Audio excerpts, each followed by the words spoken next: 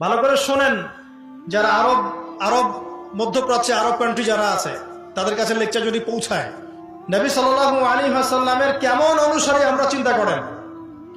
নবী সাল্লাল্লাহু আলাইহি ওয়াসাল্লাম মদিনায় ছিলেন মোটামুটি 10 বছর।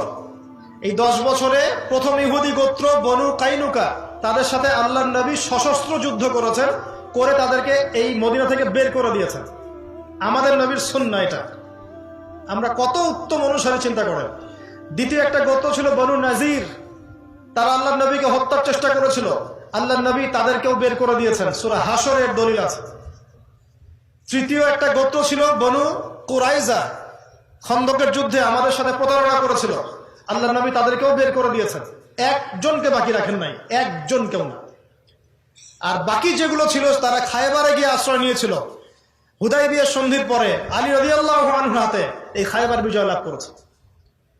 এত কিছু করার পরেও নবী সাল্লাল্লাহু আলাইহি ওয়াসাল্লাম ইন্তেকালের মাত্র কয়েকদিন আগে বলছেন যে আমার ইন্তেকালের পরে অবশিষ্ট যদি কোনো ইহুদি থেকে থাকে এই আরবের মধ্যে, সবগুলোকে ঘাট ধাক্কা দিয়ে বের করে দিবে। আরবের নেতাদেরকে এগুলো বুঝাবে এখন কে বুঝাবে, কে জানাবে, কে শেখাবে? আর তাদের কিছু লেসপেন্সার বাংলার মাটিতে আছে, এই কথা বললেই বলবে খারাজি হয়ে গেছে।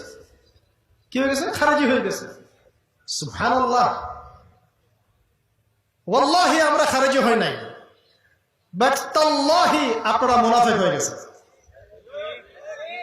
ওয়াল্লাহি আমরা খারাজি হইনি, বাট তাল্লাহি আপনারা মুনাফিক হয়ে গেছে।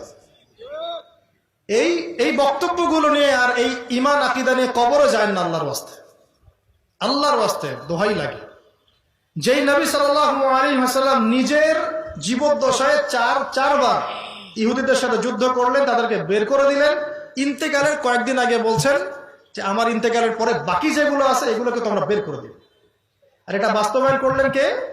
উমর ইবনুল খাত্তাব। একটা একটা করে ধরে ধরে ধরে ধরে তাদেরকে এখান থেকে বের করে দেওয়া হয়েছে। এরপর তারা সারা দুনিয়া উদ্বাস্তুর মতো থাকতে লাগলো। এখানে 10 জন, ওখানে 20 জন, ওখানে 100 জন, ওখানে 100 জন। তাদের কোনো জায়গা ছিল না। এরা কারা? এরা কিন্তু আগে ছিল বনু ইসরাঈল। ওই দাউদ আলাইহিস সালামের স্বর্ণযুগ থেকে সুলাইমান আলাইহিস সালামের স্বর্ণযুগ, তারপর আল্লাহর আদেশ অমান্য করা, দাসত্বের জীবন, সেখান থেকে আবার আল্লাহ পাক নিয়ে আসলেন এখানে, সেখান থেকে মদিনায় আল্লাহর নবীকে চিনল না। একদিকে ঈসা আলাইহিস সালামকে অস্বীকার করলো, একদিকে নবী সাল্লাল্লাহু আলাইহি সাল্লামকে অস্বীকার করলো, পুরোপুরি কাফের হয়ে গেল। আল্লাহ পাক এরপর শাস্তি স্বরূপ মুসলিমদের হাতে ওদের এরকম পরিণতি দিলেন, তাই না? আল্লাহ পাক এখানে জুলুম করেছেন? আল্লাহ পাক কি তাদের উপর জুলুম করেছেন? আল্লাহ পাক যে ওয়াদা করেছেন তার বাস্তবায়ন করেছেন।